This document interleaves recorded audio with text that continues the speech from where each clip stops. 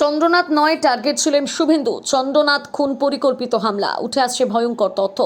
শুভেন্দু অধিকারীর আত্মসহায়ক চন্দ্রনাথ রথকেই গুলি করে খুন। বুধবার রাতে মধ্যমগ্রামের দোঘারিয়ার বাইকে করে এসে তার গাড়ি লক্ষ্য করে এলোপাথারি গুলি চালায় দুষ্কৃতীরা। গাড়িতে চন্দ্রনাথের সঙ্গে আরও এক যুবক ছিলেন, তার নাম বুদ্ধদেব বেরা। তাদের দুজনকে উদ্ধার করে স্থানীয় হাসপাতালে নিয়ে গেলে চিকিৎসকরা চন্দ্রনাথকে মৃত বলে ঘোষণা করে। বুদ্ধদেবকে আশঙ্কাজনক অবস্থায় নেওয়া হয়।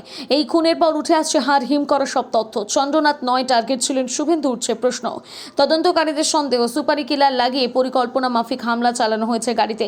তবে সেটা শুধুমাত্র চন্দ্রনাথকে খুন করার জন্য নাকি ওই গাড়িতে শুভেন্দু থাকতে পারেন, এই ধারণা থেকে দুষ্কৃতীরা হামলা চালালো তা এখনো পর্যন্ত স্পষ্ট নয়। পুলিশ সূত্রে খবর, এদিন রাত 8:30 নাগাদ সাদা রঙের স্করপিও গাড়িতে করে চন্দ্রনাথ কলকাতার দিক থেকে মধ্যমগ্রাম যাচ্ছিলেন। কিভাবে দুষ্কৃতীরা হামলা চালালো তা নিয়ে একাধিক তথ্য উঠে আসছে। একটি সূত্রে দাবি, মধ্যমগ্রামের যশোর রোড সংলগ্ন দোহারিয়ার কাছে পুরোপুরি ফিল্মি কায়দায় চন্দ্রনাথের গাড়ি দাঁড় করায় দুষ্কৃতীরা। তারপর পয়েন্ট ব্ল্যাঙ্ক রেঞ্জ থেকে পরপর গুলি করা হয় তাকে লক্ষ্য করে। 4টি মোটর বাইকে অন্তত 8 জন দুষ্কৃতী অকুস্থলে এসেছিল। পরপর গুলি চালিয়ে তারা সেখান থেকে পালায়। বাইকের নম্বর প্লেট ছিল না, দুষ্কৃতীদের মাথা হেলমেটে ঢাকা ছিল যাতে তাদের চেনা না যায়।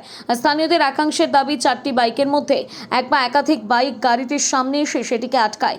অন্য একটি বাইকে থাকা দুষ্কৃতীরা চন্দ্রনাথকে লক্ষ্য করে গুলি চালায়। চালকের বাদিকে সিটে বসেছিলেন তিনি। হাসপাতালের কর্ণধার প্রতিম সেনগুপ্ত জানান, নিহতের বুকের বাদিকে দুটো গুলি লাগে।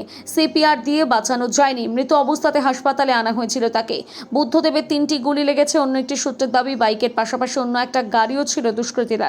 সেই গাড়িটি চন্দ্রনাথের স্করপিওর সামনে রাস্তা আটকে দেওয়ায় বুদ্ধদেব তাদের গাড়ি থামাতে বাধ্য হয়। সেই সময় গাড়ির বাদিক থেকে ওভারটেক করে মোটর বাইকে থাকা দুষ্কৃতীরা পরপর গুলি চালায় স্করপিও লক্ষ্য করে। সন্দেহজনক গাড়িটিকে পুলিশ আটক করেছে, সেখান থেকে অবশ্য কাউকে গ্রেপ্তার করা যায়নি।